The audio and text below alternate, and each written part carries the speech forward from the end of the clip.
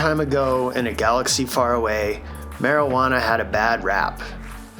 In the 1940s, a film called Reefer Madness told everybody that marijuana was public enemy number one. In the 90s, we were treated to a lot of commercials comparing drugs to hot butter and our brains to eggs. This is drugs. This is your brain on drugs. But recently, weed made a huge comeback. Many people claim it's a miracle drug, good for everything from anxiety to treating chronic pain. Weed's even legal in a lot of places now. So what's the deal? I'm Maria. I was born and raised here in Truckee, California. I was very young when I started smoking weed. I was in middle school actually, and I just saw my brother doing it, so I thought he was the coolest person ever. So I was like, oh, maybe I'll be cool like him. What I liked about smoking weed was that it really brought my group of friends together. We really understood each other. I don't know why, but when we were high, we were just like so into each other's minds, and we understood what the other one was trying to say or go through. I loved when they would make us laugh like crazy. We were just all laughing at stupid things. It was really like an escape from reality. My name is Chase Whitney, and I'm from Truckee, Tahoe. I started using cannabis products when I was 16, and I used them because my friends were using them, and it looked like something fun to do. I kept on using weed because for me it became a substitute for human connection. It made me feel all right to the point where I didn't have to interact with anyone else socially if I had weed, because I could just be by myself. I started smoking when I was 12 years old. It was like a friend just offered me some weed to try, and I just tried it and ended up liking it. What was good about weed is that it just relaxes my mind. My name's Seth. I'm 23 years old. So I started using cannabis when I was 11, and I was initially attracted to it because a lot of my friends were doing it, and they seemed to be having a really good time, you know? And I didn't really fit in, so I thought it would be a nice way for me to kind of fit in with my peers.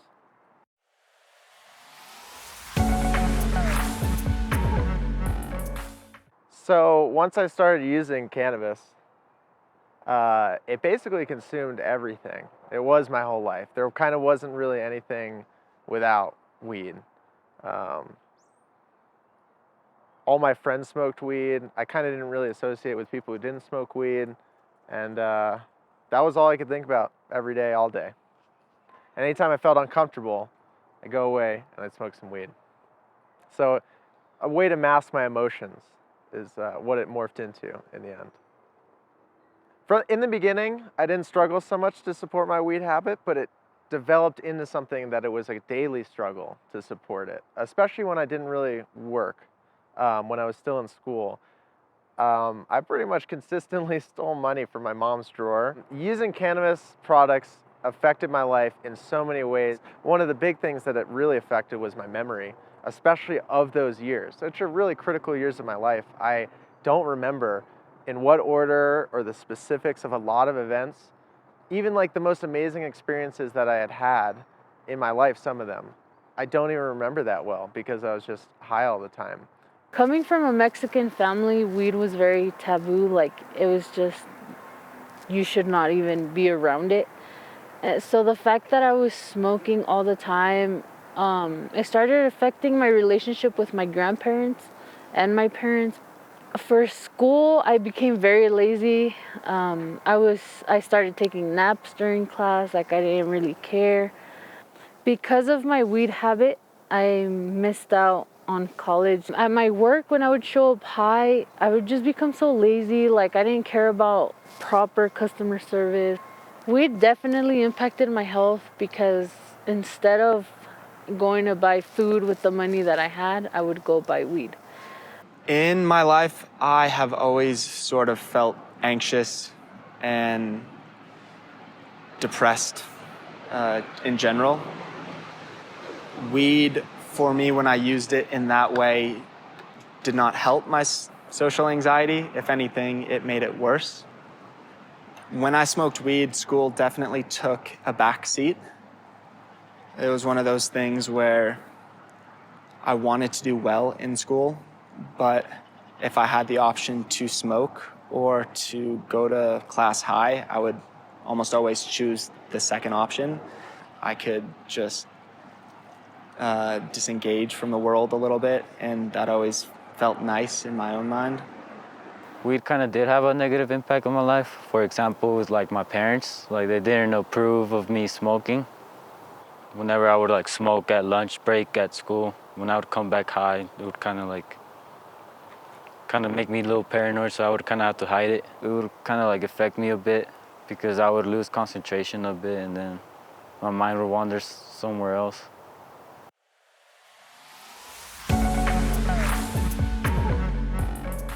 So my name is Yufang Lin. I'm an associate professor in the Department of Physiology and Membrane Biology, UC Davis.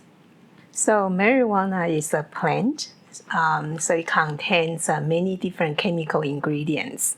The cannabis or marijuana actually contains a compound which can stimulate our endogenous system, meaning the built-in system we have. And that built-in system, we call it the endocannabinoid system. It is a very important system to maintain our well-being, physically, psychologically.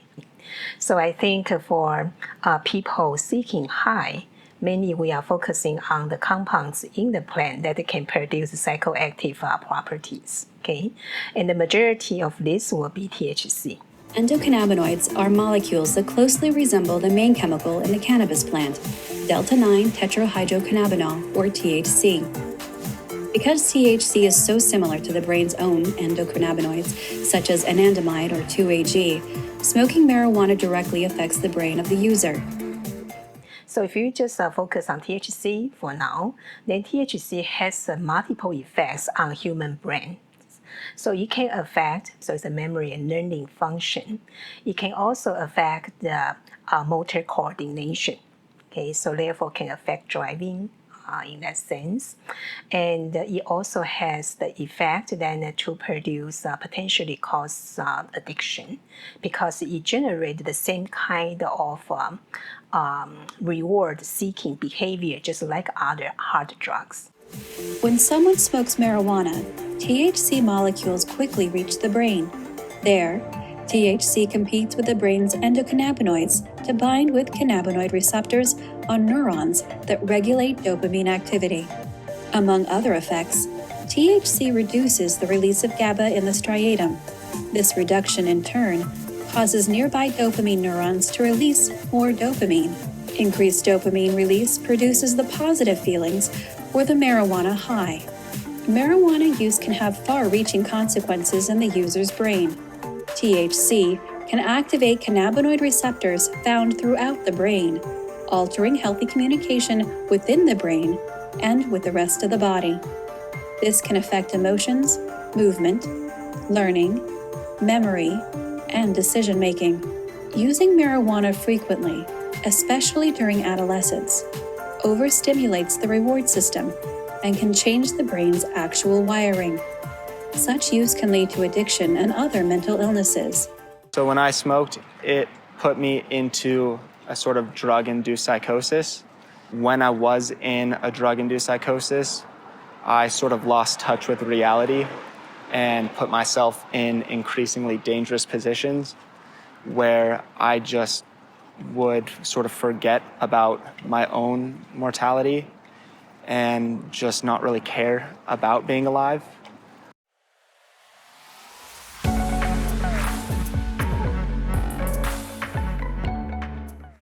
I stopped smoking it not because I wanted to, but I actually was pregnant, so I had to stop smoking weed. And as the time went by, I would smell it and I wanted it so bad. And now that it's been almost more than a year that I haven't been smoking it, I don't crave it as much, but now that I look back and think about it, I'm like, I was definitely addicted to it. Like, the addiction was so bad that there was a few times in the last year and a half of my using where the choice was rent money or weed. And every single time, without fail, I'd choose weed. It wasn't something I could do without. I remember this one time where I was smoking weed after work, and I just had this thought of like, I don't want to do this. And yet I couldn't stop. And then the thought became more and more insistent. Like, I don't want to do this. I want to stop doing this. And then I started getting angry at myself and mad, and it was really sad. And I think I started crying. And the craziest part is I kept smoking that joint, and I smoked it till it was completely done. And right afterwards, I rolled another one. And I hated myself for it. And if that's not addiction, I don't know what is. So when I would smoke, it just would take over my life and basically put me in a very negative headspace to the point of where just life lost all joy and meaning and pleasure and passion. When I smoked, it essentially just left me in a place of feeling broken and empty and so removed from everything else in my life. It was like I had no connection to anything and just made it very difficult to enjoy being alive. So I stopped using weed with the help of family and friends who wanted me to feel better. They were people in my life who saw that I was in pain and just wanted to do what they could to help me get out of that place.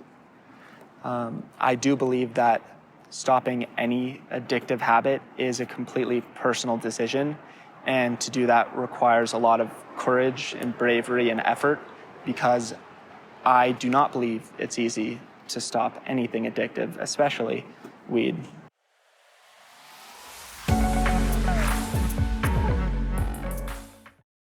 It was my choice to stop smoking weed. I wanted a healthier lifestyle, and I know people that do drugs while being pregnant, and it's kind of sad. Now that I stopped smoking weed, I can see that my health is better.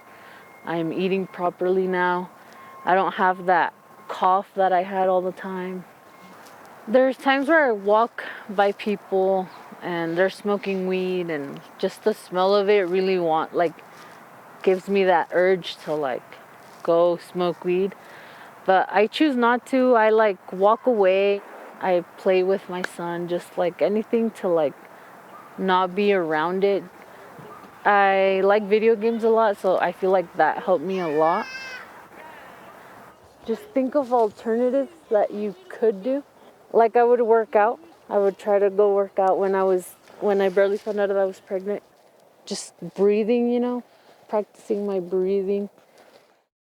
Hi, I'm Doug Robinson. I've been rock climbing ever since I was a teenager, and I wanted to figure out why it felt so good to move through the mountains. So I studied it. I wrote this book called The Alchemy of Action. I'll explain the title a little bit to you. Action, like moving through the wilderness, climbing, hiking, walking in wild terrain. And it turns out that our brains produce the same chemicals that we get when we do drugs. Who here has not played video games, right? You get sucked into the screen with what's happening, right? It gets intense. That's because dopamine rises in your brain, your pleasure chemical, that gives you rewards for making the next level. Well, being out here, moving your body through the mountains does the same thing. And I don't mean just the mountains, it could be a city park. It doesn't matter. If you go for a walk around the block, around 10 blocks. I've always liked simply scrambling around on boulders. And I hope you can find something in your life that turns you on just as much. I honestly replaced it with just sports. I would buy a skateboard or something just to keep me active.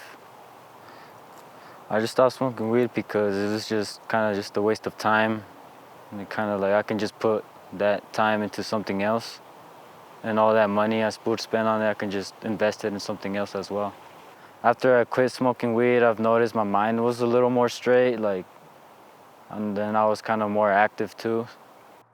One thing that really helped me to quit weed was, and to stay clean, was NA, Narcotics Anonymous. I went to a meeting, it was weird, but I kept coming back, and before long, I didn't want to stop being clean, and I just kept on going ever since.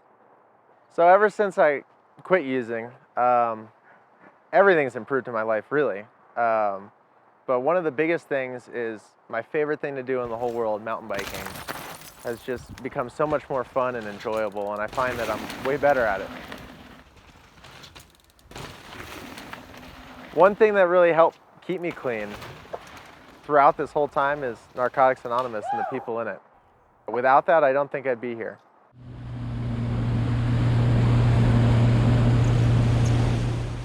To maintain my clean time, I consistently go to 12-step programs. I spend my time with inspiring people who are also sober. I follow my passions and things that I'm interested in. I do my best to be creative and active and really just spend time doing the things that I love to do.